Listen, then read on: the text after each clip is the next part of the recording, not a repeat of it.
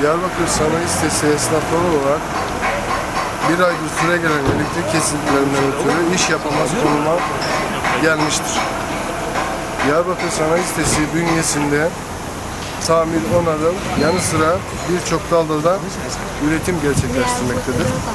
Ama maalesef uzun süreden beri kesilen elektriklerden ötürü sanayi sitemiz durma noktasına gelmiştir.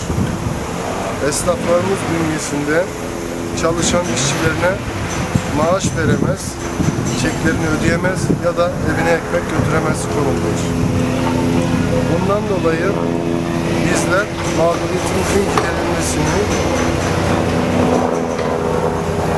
bir nebze bu konuda ön ayak olmak için toplanmış bulunmaktayız. Diyarbakır gibi dört tarafı barajlarla çevrili ilimizde elektrik kesintisine bir anlam veremiyoruz. Bizler bu konuyla alakalı yetkililerin ya alakasız ya da bilgisiz kaldıklarını düşünüyoruz.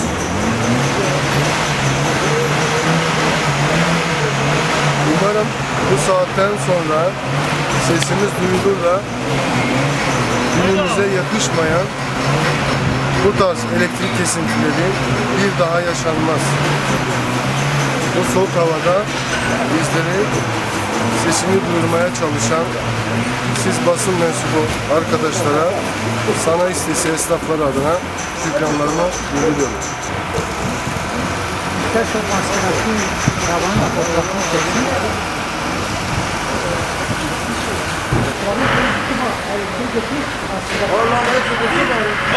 O lambayı gösterme, o içerideki lambayı. Gel bu taraftan.